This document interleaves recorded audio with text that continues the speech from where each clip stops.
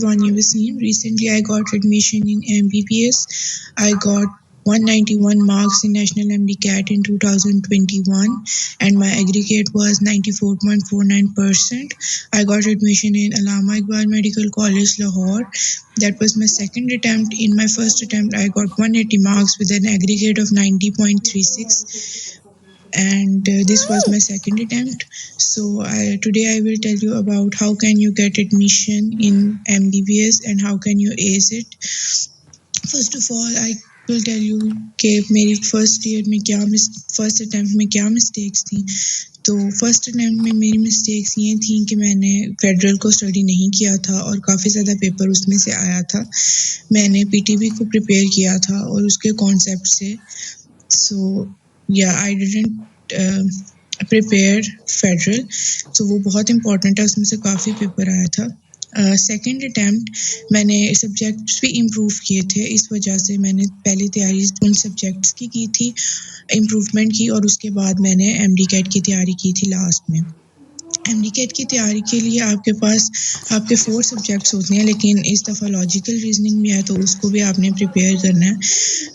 Study schedule जो है आपका वो आप खुद भी बना सकते हैं या आप एकेडमी का भी ज्वाइन कर सकते हैं.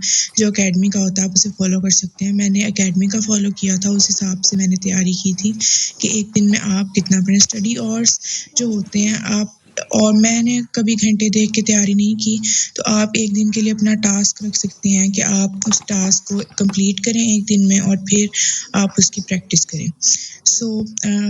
और आपने पढ़ना कैसे है, या आप सुबह उठ के पढ़ सकते हैं या आप रात को पढ़ सकते हैं. हर इंसान का अलग होता है. तो माइंड वाइज कि मैं रात को ज़्यादा देर पढ़ती थी और सुबह मैं लेट उठती थी, तो आप भी ऐसे कर सकते हैं कि आप मॉर्निंग पर्सन हैं या आप रात को पढ़ सकते हैं, तो उस हिसाब से आप पढ़ें. सो सब्जेक्ट्स बायोलॉजी की पहले बात कर लेते हैं, जिसके सबसे ज़्यादा MCQs आते हैं और वो सब्जेक्ट बच्चों को ज़्यादा इजी लगता है. बायोलॉजी में ये है कि ज़्यादातर चीज़ें जो होती हैं वो मेमोराइजिंग की होती हैं, तो आप उनको बुक से याद कर सकते हैं. इस दफ़ा ज़्यादा टेस्ट PTB से आया था, तो आप PTB पे पहले ग्रिप करें, लेकिन आपकी जो भी सब्जेक्ट की मतलब आपका जो भी बोर्ड की बुक है आप पहले उसे फोकस करें और फिर PTB और फेडरल से भी पढ़ सकते हैं आप.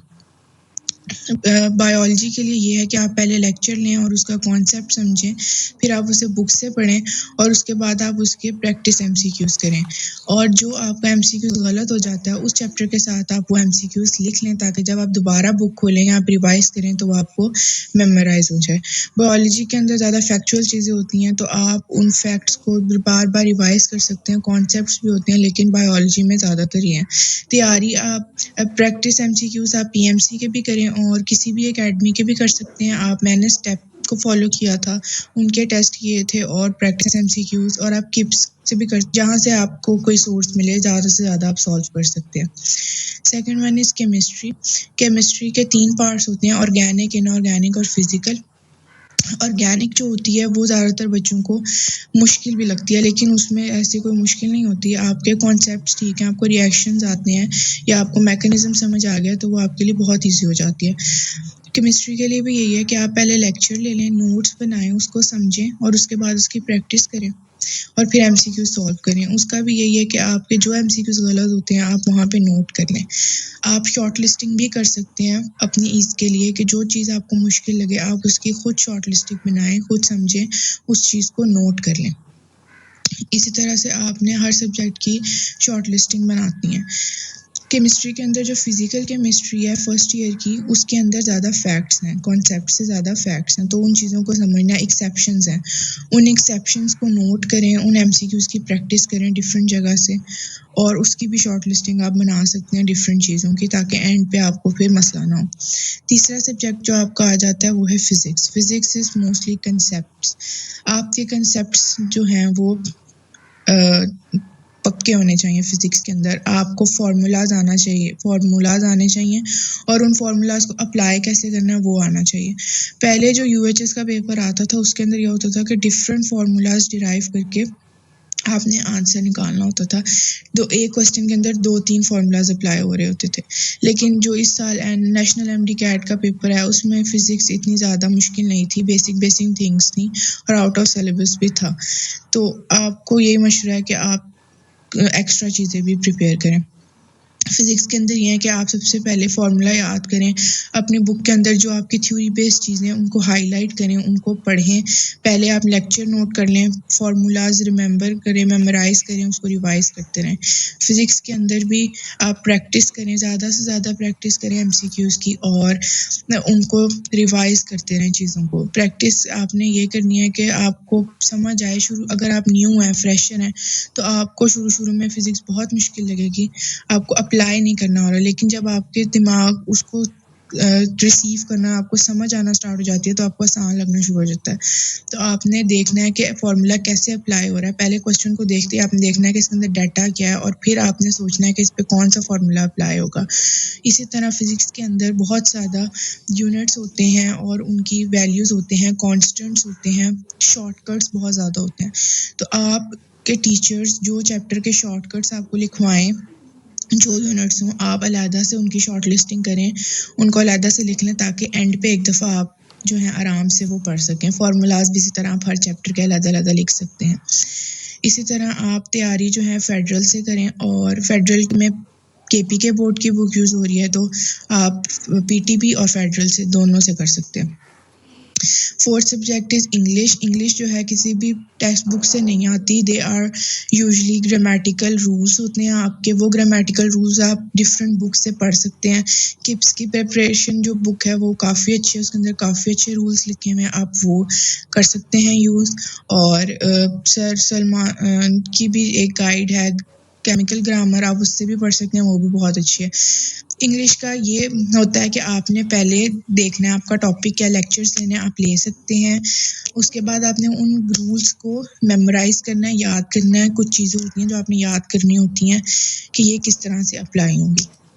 उन रूल्स को याद करने के बाद आपने एमसीक्यू सॉल्व करने हैं, और उन रूल्स को वहाँ अप्लाई करना है कि यहाँ पर क्या मिस्टेक्स हैं, या जो आपने करेक्शन होती है वो कैप आपने देखना है कि अगर वो चूज द राइट वर्ड है, या आपने मिस्टेक्स निकालनी है, या पंक्चुएशन, या जो भी वहाँ रूल अप्लाई करके आपने वो एमसीक्यू सॉल्व करने हैं। इस दफ़ा नेशनल एमडी कैट में इंग्लिश बहुत बेसिक थी, ऐसा कोई मुश्किल चीज़ नहीं थी। तो जो आपके बेसिक ग्रामेटिकल कॉन्सेप्ट्स होते हैं आपको वो आने चाहिए। इसके साथ आप इसकी प्रैक्टिस किसी भी प्रिपरेशन बुक से कर सकते हैं, ऑनलाइन एकेडमी के टेस्ट से कर सकते हैं, पीएमसी के टेस्ट से करें तो वो बहुत अच्छा है, वहाँ से काफ़ी आया था, तो आप वहाँ से भी कर सकते हैं। इंग्लिश का यही होता है कि आपने बस वो रूल्स, आपकी अंडरस्टैंडिंग होनी चाहिए रूल्स के बारे में। और थर्ड थिंग, वोकैबुलरी जो थी वो इतनी ज़्यादा नहीं थी, तो आपको बेसिक वोकैब आनी चाहिए। आप 2020 की भी वो कैब देख सकते हैं जो यूएचएस ने दी थी और जो नेशनल एमडी कैट में भी थी, तो अगर आपको वो भी याद होगी तो आप उससे भी कवर कर सकते हैं। द फोर्थ सब्जेक्ट जो इस साल ऐड हुआ that was logical reasoning. Logical reasoning जो थी वो इतनी ज़्यादा मतलब मुश्किल नहीं थी, उसके अंदर कॉज एंड इफेक्ट के ज़्यादातर आंसर्स थे, और कॉज एंड इफेक्ट था, और उसकी स्टेटमेंट्स थी, मतलब उसके अंदर वो नहीं आए हुए थे सिंबल्स एंड वो सॉल्व करने वाले क्वेश्चंस नहीं थे। तो वो आप देख सकते हैं पीएमसी के टेस्ट के अंदर जो दिए हुए हैं सैम्पल टेस्ट के अंदर, वहाँ से आप सॉल्व करें, आपको आइडिया हो जाएगा कि लॉजिकल रीजनिंग के क्वेश्चन कैसे आएंगे, और वहाँ से आप इजीली कर सकते हैं। ओनली 10 एमसीक्यूज हैं, तो इसकी इतनी टेंशन लेने की ज़रूरत नहीं है, तो आप वो आराम से कवर कर सकते हैं।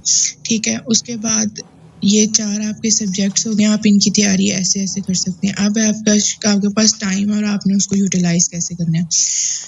टाइम जो है आपका, आप इस तरह से कर सकते हैं कि आप जो है एकेडमी के स्केड्यूल को फॉलो करें, या फिर आप जो है खुद का स्केड्यूल बनाएं। आप सब्जेक्ट्स को डिवाइड कर लें, एक दिन में 2 सब्जेक्ट्स पढ़ लें, या फिर एक दिन में 4 सब्जेक्ट्स रख लें और उनका सिलेबस डिवाइड कर लें। आप ऐसे तैयारी करें कि आपने एक चैप्टर करना है, तो आपने वो चैप्टर पहले अपने लेक्चर आपने लिए हुए हैं, तो आप ऐसे करें कि आप पहले लेक्चर्स ले लें, या आप एकेडमी चाहते हैं तो घर आके आपने कैसे पढ़ना है, आके आप अपना लेक्चर खोलें, उसको एक दफ़ा वहाँ से रीड करें, उसके बाद आप अपनी जो बुक है आपकी रिस्पेक्टिव बोर्ड की उसे उठाएं और वहाँ से पढ़ें एक दफ़ा। जब आपने वो मेमोराइज कर लिया, उसके बाद आपने जो एक्स्ट्रा बुक है या फेडरल है या पीटीबी है उससे पढ़ें, जो एक्स्ट्रा पॉइंट है उसको हाईलाइट कर लें एक दफ़ा। जब आप दूसरी दफ़ा उसे खोलेंगे तो आपने सिर्फ वो हाईलाइटेड पॉइंट्स पढ़ने हैं, पूरा नहीं पढ़ना। तो ये काम आप एक दफ़ा कर लेंगे तो एंड पे आपके लिए ईजी हो जाएगा। उसके बाद आपने उसकी प्रैक्टिस एमसीक्यूज सॉल्व करने हैं। कहीं से भी कर लें, किसी भी बुक से कर लें, ऑनलाइन कर लें, ठीक है। आपने वो प्रैक्टिस एमसीक्यू सॉल्व कर लिया। जो आपने टेस्ट सॉल्व करना है ना अकेडमी का, या आप अकेडमी जाके करते हैं, अगर ऑनलाइन सेशन लिया, जैसे मैंने ऑनलाइन सेशन लिया था, तो आपने क्या करना है, आपने चारों सब्जेक्ट की तैयारी कर लेनी है और एंड पे आपने जो है वो टेस्ट सॉल्व करना है। जब आपने टेस्ट सॉल्व कर लिया तो उसकी डिस्कशन लाजमी ने, अपनी गलतियां ज़रूर देखें और उन गलतियों को नोट कर लें अपनी बुक के ऊपर, उसी चैप्टर के साथ जहाँ पे आपने जब वो जो चैप्टर है वहाँ पर आपने नोट कर लेना है कि ये सवाल मेरा गलत हुआ था और उसका आंसर और उसका कॉन्सेप्ट वो आपको कभी भी दोबारा नहीं भूलेगा। जब आप दोबारा रिवीजन करेंगे तो आपको वो याद आता रहेगा। अच्छा, अब आपने रिवीजन क्या, आपने एक दफ़ा सिलेबस ख़त्म कर लिया है, अब जब आपने रिवीजन करनी है तो आपने चीज़ों को उसी तरह डिटेल में नहीं पढ़ना, आपने जो है सिर्फ फैक्ट्स रिवाइज करनी है, खोल के एक दफ़ा देखना है और रिवाइज करना है। जो आपको चैप्टर मुश्किल लगे उसकी आप प्रैक्टिस करें ज़्यादा से ज़्यादा, और जो आपको ईजी लग रहा है आप उसे थोड़ा सा छोड़ दें, और जो जिस पे ज़्यादा फोकस करने की ज़रूरत है आप उस चीज़ पे ज़्यादा फोकस करें। थर्डली क्या चीज़ है, शॉर्ट लिस्टिंग करें कुछ चीज़ों की। पूरी शॉर्ट लिस्टिंग ज़रूरी नहीं होती, ऑनलाइन भी आपको शॉर्ट लिस्टिंग्स मिल जाती हैं, आप वो प्रिंट करवा लें या आप उसे डाउनलोड कर लें, या कुछ चीज़ें जो आपको इंपॉर्टेंट लग रही हैं आप उसकी शॉर्ट लिस्टिंग बना सकते हैं। जैसे अगर आप बायोलॉजी का एक चैप्टर है एनिमेलिया, काफ़ी डिफ़िकल्ट है, तो आप उसकी शॉर्ट लिस्टिंग बना सकते हैं कि आपको एंड पे जो है वो आसानी हो जाए उसमें पढ़ने के लिए। कुछ चीज़ें जो आपको इंपॉर्टेंट लग रही हैं वो आप लिख लें, शॉर्ट लिस्ट कर लें। कोई फैक्ट्स एंड फिगर है वो लिख लें, इंपॉर्टेंट चीज़ें वो लिख लें, टेबल्स बना लें। इस तरह आप अपनी अंडरस्टैंडिंग के लिए कर सकते हैं। तो यही चीज़ें होती हैं जो आप फॉलो करके आप अच्छे मार्क्स ले सकते हैं। फर्स्ट अटेम्प्ट में अगर आपका अल्लाह ना करे ना हो तो आप जाएँ सेकंड अटेम्प्ट के लिए, अपनी पूरी तैयारी करें। मेहनत करना आपका काम होता है, बाकी अल्लाह ताला आपको दे देता है। तो this is not a problem. आप अपने एग्रीगेट को बिल्कुल आप एडमिशन ले सकते हैं और कर सकते हैं। That was my story from 90.36 to 94.49। अगर मैं कर सकती हूँ तो डेफिनेटली आप भी कर सकते हैं। This was from my side. जज़ाकल्लाह।